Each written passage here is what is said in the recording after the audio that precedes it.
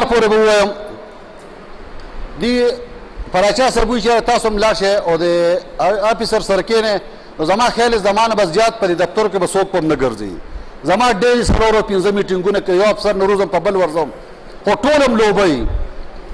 یو هم ښکاره خبره نه کوي ما له ناظم الله صاحب چې کوم دی د سیونګ لپاره شپږ میاشتې مخکې سرټیفیکیټ راکړه ته والا خپل سیونګ استعمال کوي ټولایز کا په هغې باندې چې کوم دی ما په ټیکهدار باندې ایکسټرا کار کړی دی ایکسټرا کار به تا پسې سیونګ را روان یو دا کار ایکسټرا وکړه نن ټیکهدار زما ګریوان ته ناست ما ته په حجره کې ناست ورور دا کار ته په ما باندې زیاتي کړي سیونګ څه شو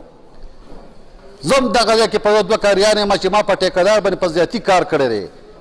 ایکسټرا کار مې فکر چې وروره ما ته ناظم الله صاحب دا لیټر را کړی دی دا سیونګ را روان دا کار ایکسټرا به کېږي نن ټیکهدار باندې چې کوم دی ما ته په حجره کې ناست چې ورور دا کار ته په ما باندې کړی دی دا ستا سیونګ څه شو نو زم دا وایم چې ورور سیونګ چېرته لاړ دې باندې چې کوم دا زمونږ د غیر په تپوس باندې چې کوم دی ډپارټمنټل څومره کارونه شوي دي هغه کو هر چا وي هغه کو ډي سي سره وي کو هر چا سره وي ورور هغه کارونه پرې خالي سټاپ کړی شي دویمه خبرداره چې کوم زمونږ موجوده سیسټم روان دی نور زه دې نه په خپل مطمئن نه یم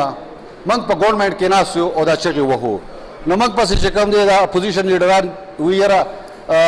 تاسو جارې ورو موږ جاړو په دې باندې جاړو چې یاره موږ له څنګه تعلیم دی عوام ورته کړی تاسو موږ به را کړی دی نو په دې دوه کالو کې موږ د عوامو سره ور نه کړه او دا مزید چې کوم داسې را روان دي دا په دې دوه کالو کې به دا قشر به تېر شو زه ناظم الله صاحب ته وایم خاص کر یو منت ورته کوم لکه څنګه چې سید جان یو خبرو کړله چې یاره منت کوم روز مسلې باندې حل کېږي چې موږ ته ډي سي راشي او په دې حوض کې موږ سره کښېني چې څو پورې ډي سي اعظم یو مسله نه حل کېږي کو چونکې ډي سي ته زموږ د حوض معزز نه وي هغه د شهر سره ډیپټي کمشنر یم د 400 مال وروره دي 420 لاک عوام نمائندگان دلته کې ناست دي دا څه په لار کوڅو کې نه راغلي دلته کې حوض ته راغلي دي دا د 20 لاک عوام نمائندگان دلته کې ناست دي کو چونکې دا د 20 لاک نمائندگان ډي سي ته خوښه نه وي او دا پرې کې نو د دې وروره په خپله مرضی د ټرانسپورټ کې 400 موږ ته پرېږدي 400 غرقه ده غرقه به وي او غرقه روانه ده وروره موږ باندې چې کوم ګورنمنټ چې کوم دی دا بلدیات روغ کې دي نو دا یو سیاسي پارټۍ نه دي کړې دا سپریم کورټ په اړه باندې دا الیکشن شوی دی نو زه به دا یو په قرارداد کې زه دا راولم که چېرې فرض کا آینده اجلاس لپاره ډي سي نه راځي زه به دا ووایم چې ډي سي ډیپټي کمشنر د سپریم کورټ توهین کوي